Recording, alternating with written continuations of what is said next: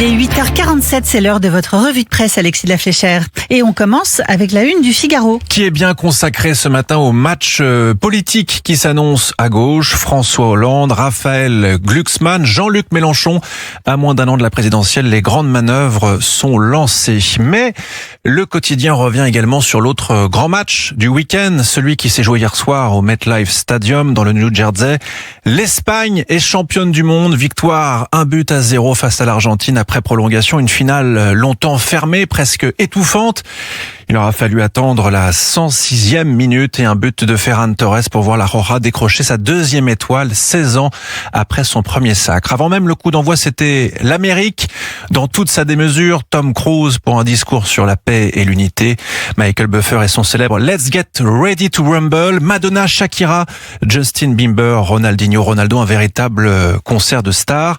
Mais une fois le ballon sur la pelouse, le spectacle, il faut le dire, s'est fait attendre, précise le Figaro. L'Argentine a longtemps résisté grâce aux exploits de son gardien, Emiliano Martinez, mais même lui n'a rien pu faire sur la frappe victorieuse de Ferran Torres. Pas de deuxième Coupe du Monde pour Lionel Messi, la première en revanche pour Lamine Yamal. La fête à Madrid, les larmes bien sûr à Buenos Aires. Et dans son éditorial, Yves Tréhard retient surtout une leçon de ce mondial. Malgré les polémiques autour de Donald Trump, de l'organisation américaine ou de la marchandisation de la compétition, une fois le ballon sur la pelouse, le football a repris ses droits.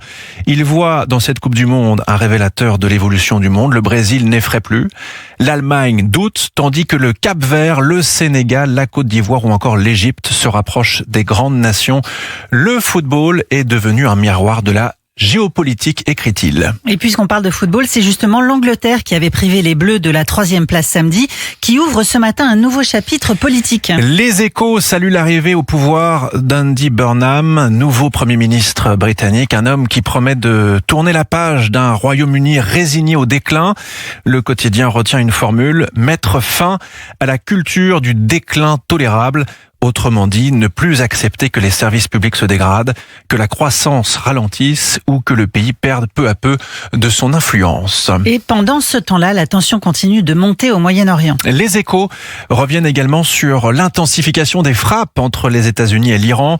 Chaque attaque appelle désormais une riposte. Un pont stratégique a notamment été détruit près de Bandar Abbas dans le sud de l'Iran, compliquant les déplacements militaires et logistiques. Le détroit d'Ormuz, par où transite une grande partie du pétrole mondial, est de nouveau paralysé. Les frappes s'étendent désormais bien au-delà des deux pays. Le Koweït, les Émirats arabes unis et le Qatar ont été touchés ces derniers jours. Les diplomates redoutent désormais le franchissement d'un seuil irréversible. Le spectre d'une intervention terrestre américaine ressurgit également. Et pendant que certains redoutent l'embrasement, d'autres essaient simplement de récupérer. Et oui, parce que la canicule laisse des traces. Les Échos expliquent que les vagues de chaleur ne fatiguent plus seulement les Français, elles commencent aussi à fatiguer l'économie, agriculture, commerce, chantier. La croissance elle-même souffre des températures extrêmes. Et puis le Parisien consacre sa une à cette grosse fatigue qui touche des millions de Français après plusieurs semaines de chaleur. Les médecins voient arriver des patients épuisés. Les nuits restent difficiles, vous en avez parlé Marilyn, et une seule question revient partout. Alors, tu pars quand en vacances? Nous, on est crevés, dit le Parisien. Et pour récupérer après ces nuits caniculaires, je vous laisse aller ouvrir le Parisien ce matin qui vous donne quelques conseils. Par exemple, pas de grosses grasses matinées en vacances pour attraper le sommeil perdu. Mieux vaut garder des horaires réguliers. Une sieste, oui, mais courte. Voilà pour votre revue de presse. C'était la